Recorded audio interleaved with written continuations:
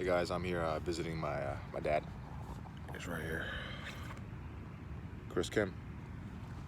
He died. Shit, man. He died. Wow, it'll be 11 years in December.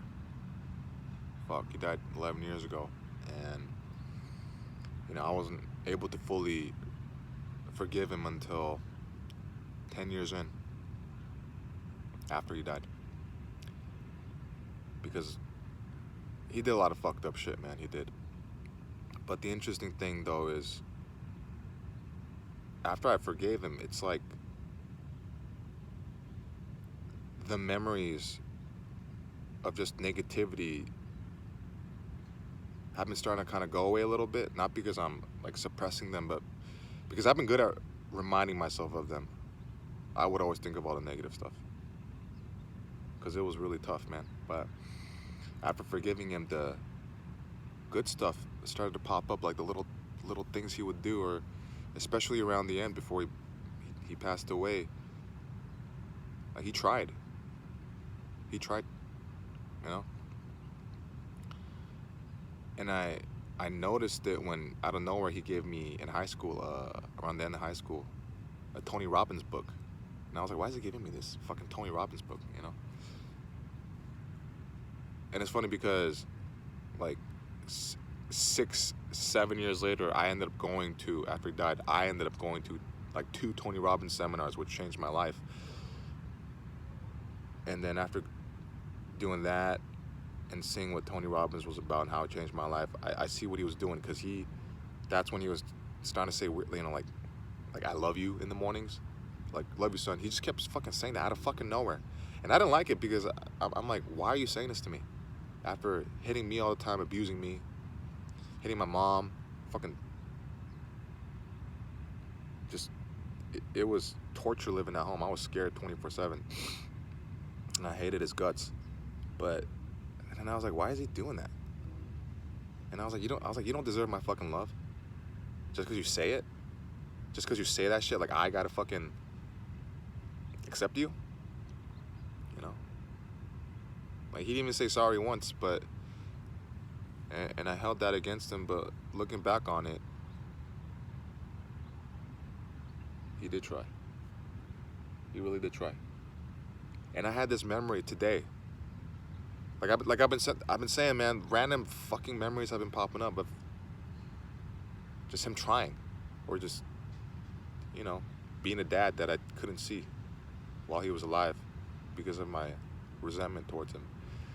Like I remembered, he'd make us toast on a frying pan with like marmalade, like orange marmalade. I don't know if I'm saying it right. Like marmalade, it's like jelly or something, but it was really fucking good, and I liked it. But when I would eat it, I would act like I didn't like it, or I would act indifferent, because that's how I would get back at him. I'd hold back my love, hold back feelings, because, I mean, he would hit me all the time and scream at me, so he would hit me more if I cried. But if I got angry, he would let me feel anger, and he'd like, wash your face when I'm crying but anger. So it's either I showed anger, like just, or like I was just really trying to be indifferent and cold-hearted. That was my way of attacking him, holding back on any emotion and feeling. And yeah, he tried. You know, you keep saying I love you, and I'd say it back because I was like, whatever. I was like, I love you. And I say it back because like he'd give me money and stuff, and when I wanted money for shit, or even when I was doing, you know, I did drugs later.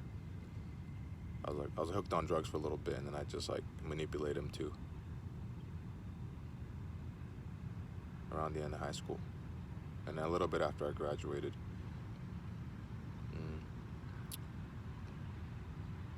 But yeah, it's interesting what happens when you forgive. You truly forgive, and you don't hold on to resentment. It's like we can suppress negative stuff, but we can also suppress positive things, because we as humans like to be consistent.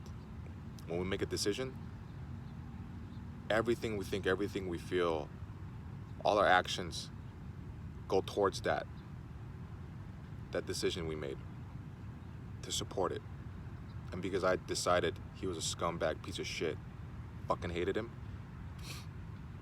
as I was a kid, everything I thought, everything I did was to justify that. Granted, he did a lot of fucked up shit, but I remember one time he was like, he's like, why do you only remember the bad stuff? You know, when we were arguing? And I'm like, how do you not remember? How can you act like it didn't even happen? We just have to forget it? You never even admitted or said you're sorry. And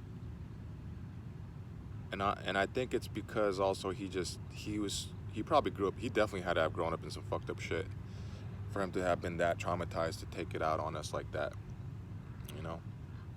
Just fucking hit us out of nowhere, like blame us for his fucked up decisions or whatever the fuck it was.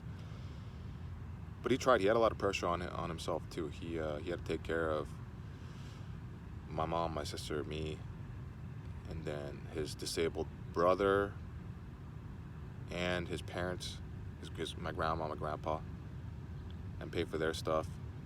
As the eldest Korean male, that's the pressure and the duty that they have. So I have more empathy towards him.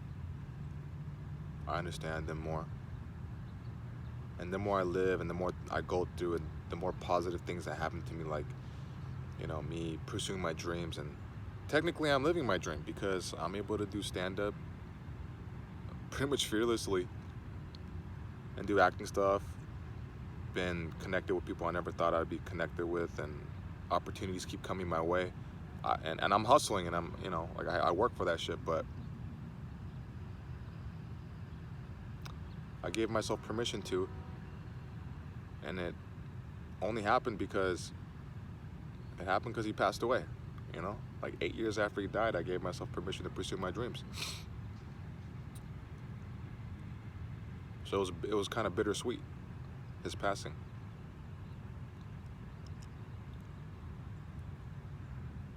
And now that I'm happy with, you know, living my true life, I can't help but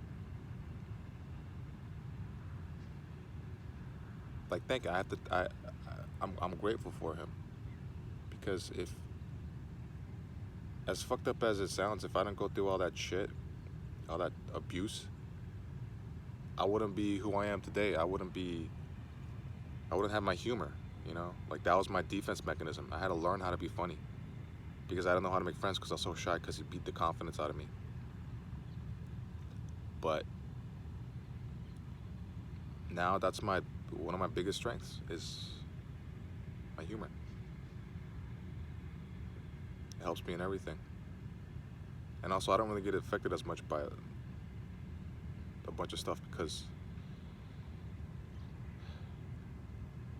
it was kind of like a boot camp living with him. A boot camp of fear.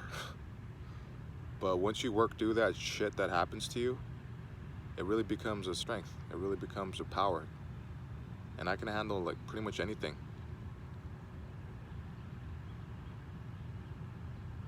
But I had to be broken down early on by him constantly.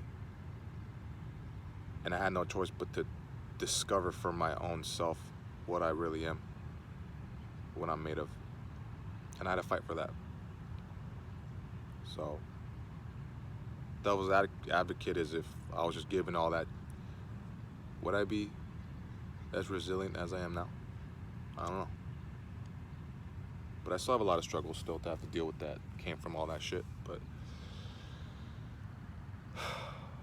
it's very interesting.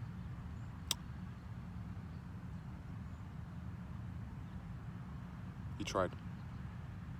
He did. And for any of you that watched up to this point, I think as shitty as it is, if your relationship with your parents aren't good and, you know, they did some mean shit to you, fucked up shit,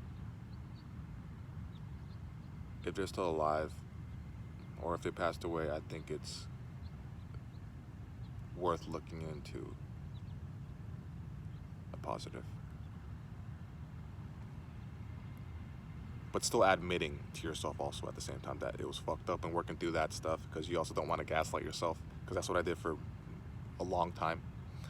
But once I worked through that, once I admitted it was fucked up, once I figured that part out, then I was able to get to something more positive. So, yeah.